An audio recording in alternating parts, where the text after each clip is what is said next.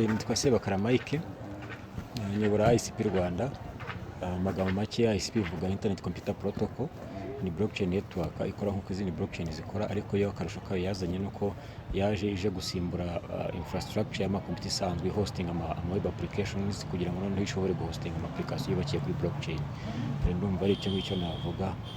ICP nk'uko bidusobanuriye icyiza cyo kuyikoresha bitandukanye n'iziriya zindi zisanzwe, bitubwire mu magambo arambuye. ICP icyiza cyayo itandukanye n'izindi, ifite byinshi itanga ugereranyije n'izindi blockchain.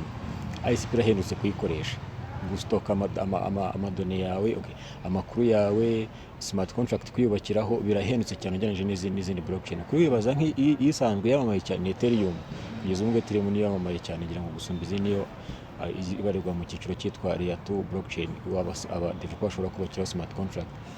Ariko yo kugira ngo ubashe kubika gigabyte imwe mu gihe cy'umwaka wishyura hafi miliyoni 5 z'amadolari cyangwa se zirengaho, ariko kuri ICP wishyura amadolari 5 gusa. Murumva uburyo ihendutse. Gikurikiye ikindi kisumbuyeho kuri ICP igira icyitwa gas reverse model. Ni ukuvuga ku zindi blockchain ari umudeveloper wayikoze n'umuturage usanzwe ugiye gukoresha iyo smart contract bose barishyura, ariko kuri ICP umudeveloper niwe wenyine wishyura. Umuturage usanzwe we nta kintu aba yishyura, kereka gusa wenda niba ari application yo gukoresha ariyo ifite ibintu runaka itanga uko wishyuye, ariko gukoresha smart contract gusa byo biba ari ubuntu, iyo bita gas reverse model. Urumva niko karusho cyane k'ingenzi. Ibintu nuko gusa kuri ICP ushobora kubakiraho ibintu byinshi ugereranyije n'izindi blockchain, kuko kuri ICP ushobora kubakiraho AI model wazubaka, sibyo. Ubu ngubu ICP niyo itanga uburyo bushobora gutuma ushobora gukorana n'izindi blockchain kandi yubakiye kuri ICP gusa, mu gihe ku zindi blockchain ntabwo bikunda. Urumva ICP ifite amavantage menshi itanga ugereranyije n'izindi blockchain.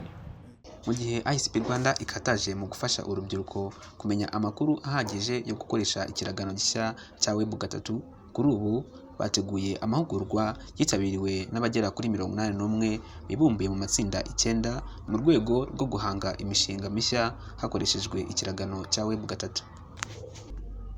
Web3 ni uburyo bwizewe cyane mu bijyanye n'ikoranabuhanga mu kubika amakuru atandukanye, ku buryo ataba yakwibwa cyangwa se ngo ahindurwe n'abahakazi uko biboneye, nk'uko bishobora gukorwa ku bwari busanzwe buzwi nka Web2. Web2 yo ni uburyo bwifashishwa mu kubaka imbuga zitandukanye cyangwa se porogaramu za mudasobwa cyangwa uruhererekane rwazo, aho abantu basangira cyangwa bakabona amakuru ariko abitswe kuri server imwe, ku buryo uwaba ashobora kuyiba ashobora guhindura byose maze bikabagiraho ingaruka ari abantu benshi. Ibi rero bitandukanye na Web3, kuko Web3 yo wowe ubwawe aba ari wowe ufite ubushobozi ku makuru yawe binyuze mu cyitwa blockchain. Blockchain rero nayo akaba ari uruhererekane rw'amatsinda abitseho amakuru, ku buryo yewe n'uwahindura amwe hari aho ya makuru yahinduwe n'ubundi asigara, kuko aba ari ahantu henshi hatandukanye, kandi ikindi akaba ari wowe wenyine uyagenzura atagenzurwa n'abandi. Umuyobozi wa ICP Rwanda arakomeza asobanura muri make uko ICP ikora. Muri iyi minsi, muri iki gihe hari ikibazo cy'uko amakuru atari protected cyane. Tubwire kuri ICP n'izo blockchain zindi zisanzwe. Blockchain ni akarusho gakomeye ku bijyanye no kurinda amakuru, kuko kuri blockchain amakuru ntahindurwa, ntabwo ahindurwa uko bibonye kwa kundi dusanzwe kuri application zindi zisanzwe. Usanga kuko amakuru aba abitse kuri server imwe, umuntu ufite uburenganzira kuri ya server, ibyo ashobora gushyira muri ya server n'ibyo twese twaccessinga. Mu gihe kuri blockchain ho biratandukanye, ko blockchain network y'ama node, cyo twita node cyangwa se ama devices ashobora afite ubushobozi bwo kubika ya makuru no kuraninga application. So no ngo amakuru agiye kuri blockchain aguma uko ntashobora guhinduka. Ushatse kuyahindura ugushyiramo andi mashyashya, ariko nayo ndi yambira abagihari. Bivuze ngo amakuru abitse kuri blockchain nta buryo bwo kuyahindura, nibyo bitanga umutekano ugereranyije n'izindi system zasanzwe zihari zikora mu buryo bwa Web2, kuko kuri blockchain ho amadata ariho agezeho ntahinduka, ariko kuri Web2 arahinduka. Ikindi nuko kuri blockchain biranagoye ko ushobora kuvuga ngo amakuru ngo wayahindura, kuko ntabwo ushobora kugira access kuri za node zose uko zingana zose ngo ubashe kuzinjira. Mu gihe kuri Web2 ni server imwe, ushoboye kugira kuri server imwe aferi yose irangiza. Yes. Mu kwezi kwa 4 mwararonshinze ICP n'ubundi kuri ubu ngubu rero ni nibe bikorwa mumaze kugeraho? ibikorwa tumaze kubikora kuko kugeza ubu tumaze gusura ama university 5. Twagiye muri IPRC ane yari afite n'ubundi somo rya blockchain muri curriculum yabo. Ubwo ndavuga ama IPRC y'Itumba, IPRC y'i Musanze, IPRC y'Ihuye na IPRC y'Ingoma. Twarazihuye hanyuma dusura na Ines Ruhengeri. Tugana abanyeshuri babo turabigisha, dutanga amapuratike, ndetse ahubwo abanyeshuri babo benshi nibo bitabiriye irushanwa igishe twakoze mu kwa gatandatu, nibo benshi bari baririmo. Hanyuma tugenda twifatanya n'ibindi bigo hano muri Kigali mu gihe akenshi cy'amavakansi. Hari ibindi bigo akenshi bikunze gutegura uburyo bwo kwigisha abantu bijyanye na web development, software development muri rusange. Nibyo twagenda twifatanya nabo tugashyiramo ya concept ya blockchain tukayibigisha. Yego. Ubona byitabirwa biritabirwa kubera ko mu Rwanda dufite urubyiruko rufite inyota cyane, inyota yo kumenya tekinoloji. Rero kwitabira baritabira. Ubu ngubu tumaze kwigisha abantu bagera hafi 800 gutyo 900. Urumva n'ibindi tumaze kwigisha guhera mu kwezi kwa 4. Urumva rero kugeza ubu ngubu nibo dufite, ariko wenda tuvuga urugero nko muri kota itaha kuko amakaminuza aba yafunguye, imibare ishobora kuzamuka cyane kuko iyo abanyeshuri bafunguye ubwo tuba dushobora kubabona ahantu hamwe bikatworohera twabigishiriza rimwe ari benshi. Yego. Uvuze ku bintu bya competition rero, competition y'ubushize yitabiriwe gute? N'ubu ngubu mwaje n'ubundi muri competition nawe uyitubwireho. Competition y'ubushize yabaye mu kwa gatandatu, ko dukora competition buri ko kota igiye kurangira. Competition y'ubushize rero baritabiriye mu mishinga yose yari yatanzwe, hashoboye kubonekamo 8 yari yuje ibisabwa kugira ngo agere kuri final presentation umunsi wa nyuma. Imwe mishinga 8, iteka ryose duhemba 3 ya mbere, kereka wenda ubutani tuba twahinduye formality, ariko ubu duhemba 3 ya mbere. Hanyuma nabonye ubu ngubu yashoboye kuzamuka ni 9, niri buze gukora presentation uyu munsi. Ariko urumva uko ibihe bigenda bitambuka amakriteria zarahinduka, kuko wenda nk'abantu batangiye ku gatandatu baramaze amezi 2 yonyine biga. Ubu ngubu tu expecting ko tumaze amezi hafi tuvuga urugero 5-6 biga. Urumva amaze kuba menshi n'ubumenyi amaze kugira amaze kuba bwinshi. Urumva na kriteria nazo zirahinduka, zigenda zisumburaho. So uyu munsi rero bwo haraza kuba hari imishinga ikoze neza, irimo n'udushya twinshi ugereranije n'iby'ubushize, kuko wenda tekinoloji ubu barayumvishe ko twabimvaga icyo gihe. Ababyiga icyo gihe ubu bari wariyongereye, hanyuma banakora n'amachange atandukanye hagati yabo, basobanukirwa ibintu kurushaho. Ubu ngubu twiteze ko tuza kubona ibintu byiza kuruta ibyo twabonye ubushize.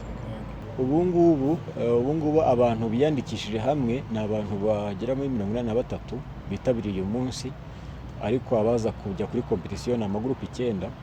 Urumva baraza kuba ari abantu nka 31 na 2 gutyo, sinifuka neza, ariko ko akenshi groupe igizwe n'abantu 3, turi nk'ebyiri zifite abantu 4 gutyo. Hanyuma kuri ubu ngubu ntabwo ari umwihariko kuvuga ngo ni abanyeshuri gusa, n'abandi mu buzima busanzwe nabo bitabiriye bose, uko competition yari ouvert, abantu bose baritabiriye. Hanyuma tuba twashyizeho igihembo cya 1 miliyoni kuri groupe zose uko ari 3. 3 za mbere zigabana ya 1 miliyoni bakayigabana. Hanyuma ariko urumva icyo ntabwo ari igihembo gihambaye cyane, just ni nko kubateringa mu bitugu gusa, kubaha courage. Ari nayo mpamvu navuga abandi bantu bafite ubushobozi bwisumbuye bashoboye rwose kuza tugafatanya, wenda ibihembo bikaba byazamuka, kuko nk'aha barimo imishinga ishobora kujya hanze igakemura ibibazo. Urumva rero turamutse dushoboye kubona abo bantu badufasha, yaba inzego za leta, abandi bose babishinzwe, bakaza gufasha abana bitewe n'ibitekerezo bafite, babasha kubikuza bikagera hanze ku isoko bigakemura ibibazo. Ikindi ngira ngo cyo kurenzaho ni ugukangurira abanyarwanda bose muri rusange, cyane cyane abari mu gihe cyo kwiga, abashaka kwiga tekinoloji bose batugane. Ni ICP Rwanda, ushobora kujya kuri internet ukandika ICP Rwanda ukatubona, n'izindi platform ziri social dukoresha, yaba kuri Twitter, yaba kuri Instagram, n'andi hose turahari.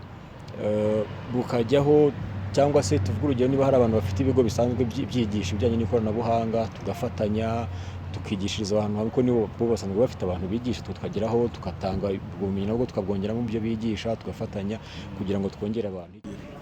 Murakoze, nitwa Dukuzimana Shema Herve, ndi umunyeshuri muri AWUKA, ngeze mu mwaka wa 2.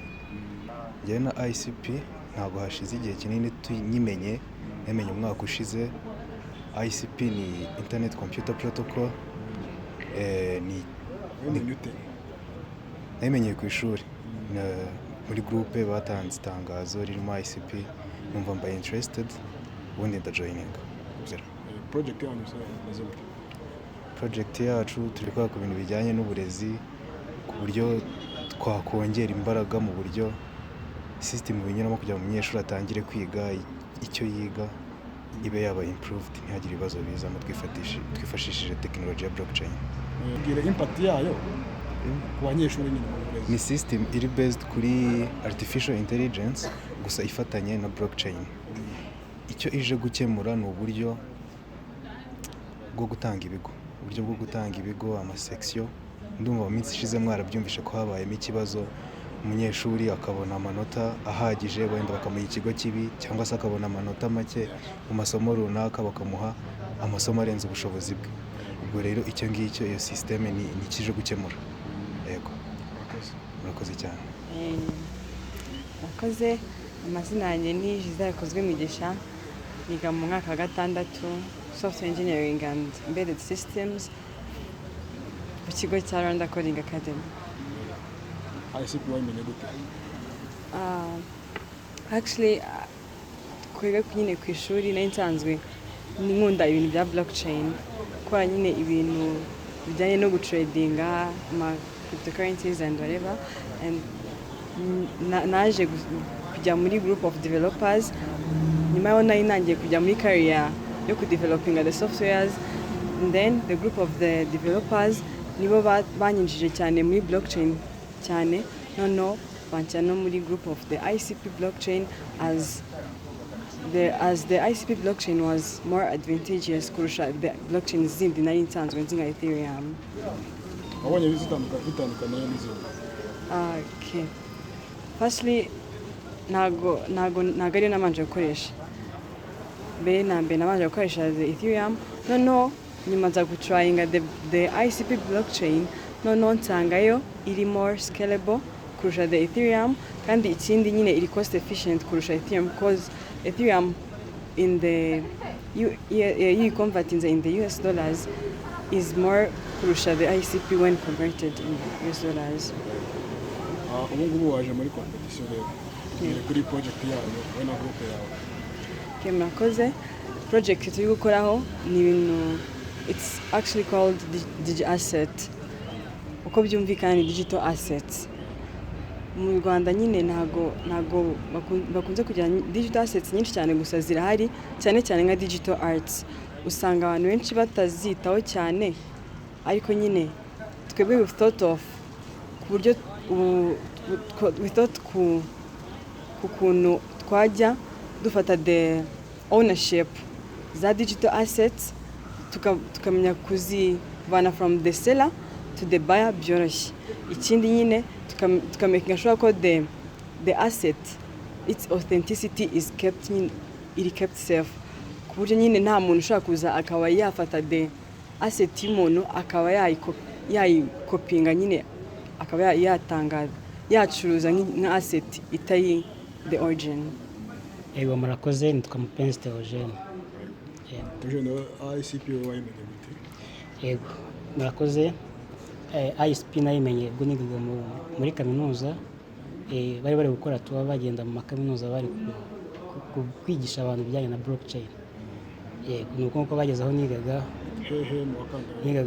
muri Bachelors of Technology muri IPRC ya Huye. Rero batugezeho batwigisha blockchain, nuko namenye ICP Rwanda. Mwakoze competition kwa gatandatu. Project yanyu yari iyihe? Yego mu kwa gatandatu twakoze hackathon ya ICP.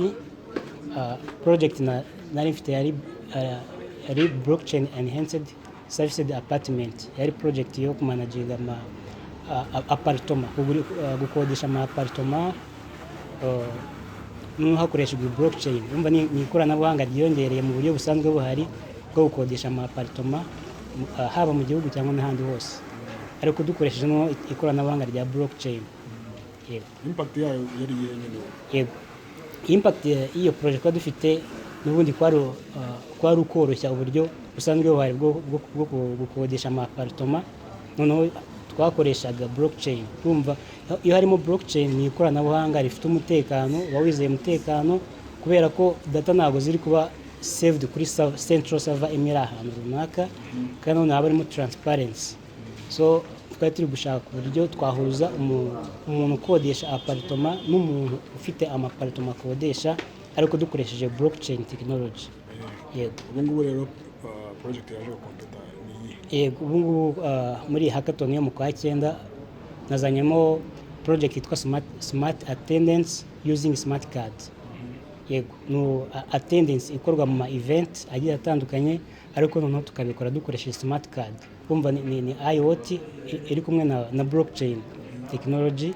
Umva turi gushaka uburyo twahuza amatekinoloji atandukanye mu buryo bwo koroshya ibikorwa bisanzwe bikorwa. By'umwihariko twebwe twazanye igikorwa cya smart cya attendance, gutya abantu bajya kuri event yabaye, uburyo binjira tukamanaginga iyo attendance y'ukuntu abantu bagiye binjira, kugira ngo bifashe n'aba organizers kumenya like nimba venue aho byabereye nimba huzuye, cyangwa se just no recording izo data, ariko no dukoresheje smart card. Yego, recording uravuze ko recording izo data no se ndakeka ko mu busanzwe bihari. Bisanzwe bihari. Yego, bisanzwe bihari, bikorwa mu buryo butandukanye, ariko ikibazo gihari data zibikwa kuri central server imwe iri ahantu runaka. Rero iyo server iri ahantu inshuro nyinshi biri target kuri attack, kuri cyber attack, ku buryo hagize umuntu winjira kuri iyo server yabasha izo data abonye yazikoresha icyo ashaka cyose. Ariko twebwe naho twashyizemo blockchain, iyo ibiri decentralized, data ntabwo ziba ziri kuri server imwe, ahubwo data ziba ziri kuri node zose ziri muri iyo blockchain network. Yego, twebwe twazanyemo security, twazanyemo decentralization, twazanyemo na IoT, ku buryo tworoshya icyo gikorwa mu buryo bwizewe bufite umutekano. Yego.